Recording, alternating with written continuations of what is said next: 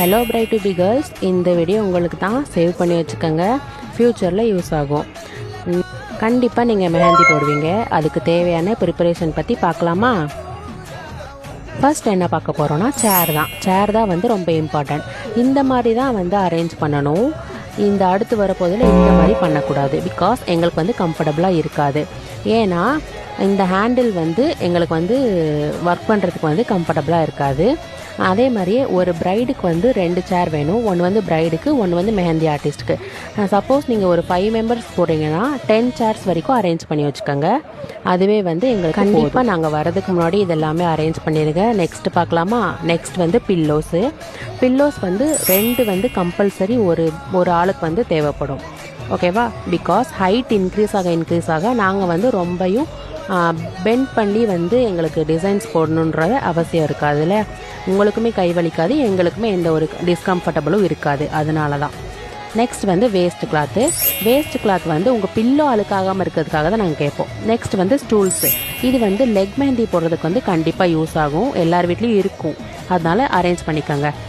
நான் முன்னாடி சொல்கிற எல்லாத்த விட ரொம்ப ரொம்ப இம்பார்ட்டண்ட் என்னன்னா, வளையல் போடாமல் இருக்கணும்.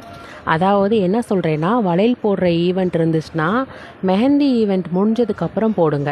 அப்படி போட்டால் வந்து எங்களுக்கு வந்து ரொம்ப ரொம்ப ஹெல்ப்ஃபுல்லாக இருக்கும். ஏன்னா ஈவினிங்கே எங்களுக்கு வளையல் போட வர்றாங்க, அதனால் டக்குன்னு வந்து ஹேண்ட் வாஷ் பண்ணிடலாமா அப்படிலாம் நீங்கள் கேட்பீங்க. மினிமம் 8 ஹவர்ஸ் வந்து உங்கள் கையில் மெஹந்தி இருந்தால் தான் நல்ல ஒரு ஸ்டெயின் வந்து அச்சீவ் பண்ண முடியும்.